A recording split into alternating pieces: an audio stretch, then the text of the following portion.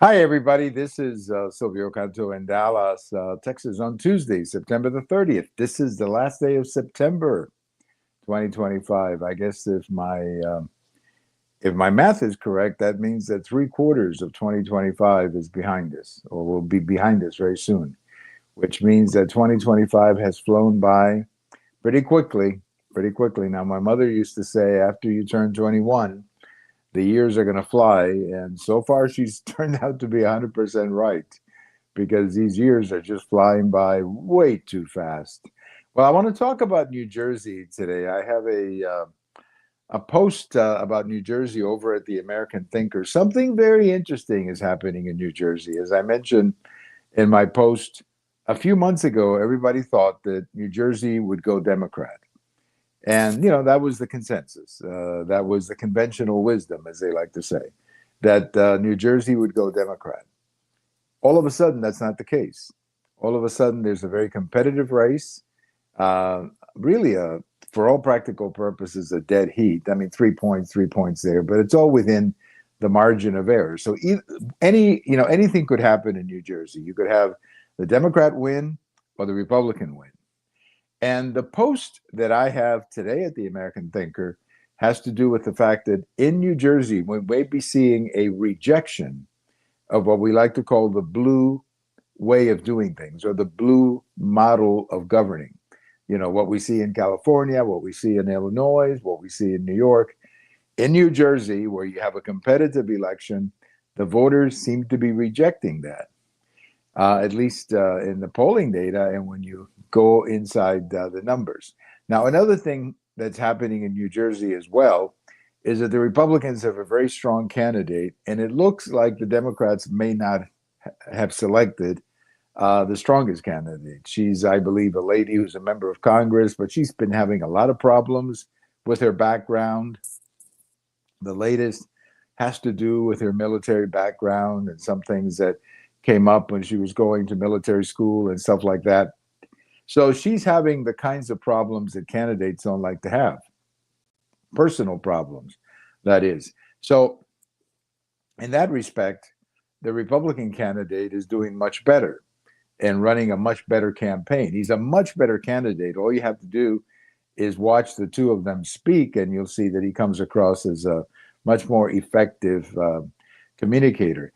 In the post that I have tomorrow, coming out tomorrow, about New Jersey, I talk about some of the problems that some of the things that the voters are angry about.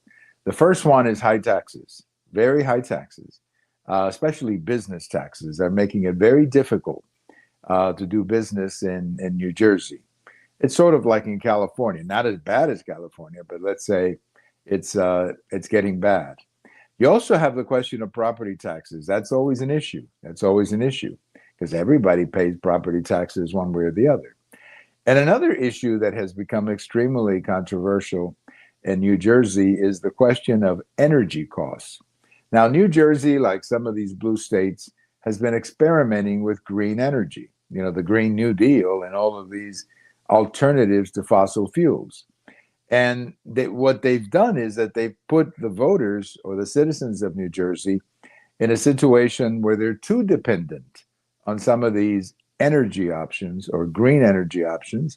And it's almost like they have this hostility toward fossil fuels. I call it fossil fuels derangement syndrome, where, fossil fuels has been demonized to such an extent that, my gosh, everybody wants to run away with it. Well, the problem is that eventually, if you run away from fossil fuels and you don't have anything to replace the fossil fuels, well, you're going to have scarcity, which is what they're having.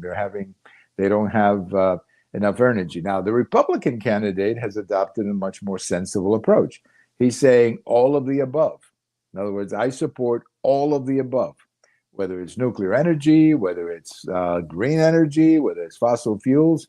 He basically says, I support whatever keeps the price of energy down, because at the end of the day, that's what matters. If you want business to grow, you got to keep energy costs down. If you want people to be able to afford their homes and everything else, you got to keep energy down. So he's adopted a much more practical and pragmatic approach to the energy crisis. He's not just saying, we're going to demonize fossil fuels.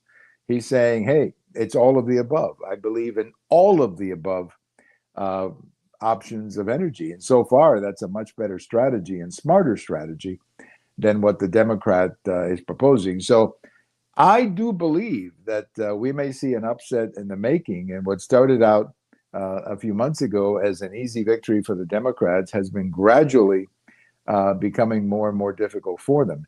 Now, there is another point to remember here, and that is that in 2020, then candidate Joe Biden won New Jersey like by 17 points.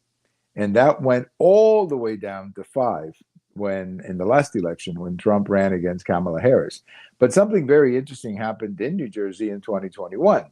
And that is that there was a huge victory for the Republicans in the state election. So the state has been trending Republican over the last few years. There's more and more, the Republicans are gaining support in the state. So this may be the year or the election where you see that tip over, or you see the election changing, or the electorate pushing the Democrats out. Again, it's a very competitive race. At the moment, it's a dead heat.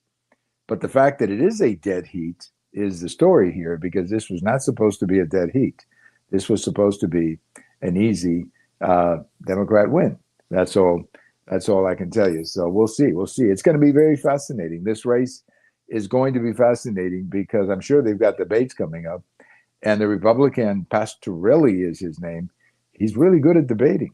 He is really strong at debating. The guy has a very strong communication style, and I think it benefits him a great deal there in New Jersey. So we're going to keep an eye on that race for sure.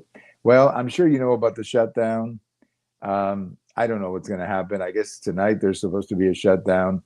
I think the Democrats may be overplaying their card on this one. I think it would have been a lot smarter for them to sit down and at least accept the clean resolution that the Republicans put together and say, okay, we're going to negotiate over the next 7 weeks rather than shut down the government now. So I think they've overplayed their hand a little bit here, but I don't remember what Republicans said this, but I just think that right now, much of the energy in the Democrat Party is with people who think that the only thing that matters in life is to reject Trump. So if Trump wants this, they have to be against it. And I don't think it's helping the party, but that is where the party is right now. There's talk of Trump sending troops to Portland and this area outside of Chicago. He's not actually sending troops to the city. He's sending troops to defend or protect a ICE facility in Portland and one also outside of Chicago. So it's not like he's sending troops into the city. I mean, that's not what's going to happen. He's not militarizing Chicago or Portland or anything like that. In fact, the guard or whoever goes in is going to have a very limited role and basically to protect the ICE detention center or the ICE operations there in Portland and in Chicago. I mean, the way this is being covered by some media outlets is that the guard is going to go in and take over the city. That's not what's going to happen. In fact, most people who live in Portland and Chicago are not even going to see the guard because it's going to be in a very specific part of town. And so I think it's being exaggerated, the coverage a little bit. It's being exaggerated. He's not militarizing anything. He's sending a very small number of troops to protect an ICE operation. That's what he's doing. And frankly, he's got every responsibility and duty to do that, especially if the local authorities are apparently not protecting the ICE operations. Well, let me leave you on this day in history, 1927. Babe Ruth hit home run number 60, 60 for the season. It was the last game of the season. He hit number 60. And for years growing up, the number 60, every kid of my generation understood the number 60. Whenever, we were all these kids out there playing baseball in the sandlots or wherever, and anybody would say number 60, everybody knew what that was. It was Babe Ruth, 60 home runs in 1927. Now, that record stood until 1961 when Roger Maris hit 61, and it stood at 61 until 1998 when McGuire hit 70, I believe, that year. and he surpassed that record. But number 60, that number 60 that Babe Ruth hit today in 1927, that was a number that every kid of my generation knew that number. And whenever you were talking about number 60, everybody knew what you were talking about. And you were talking about Babe Ruth hitting number 60 in the 1927 baseball season. So we remember number 60 from 1927 by Babe Ruth. Have a great day, everybody. This is Silvio Canto in Dallas, and we'll talk to you later. Bye-bye, everybody.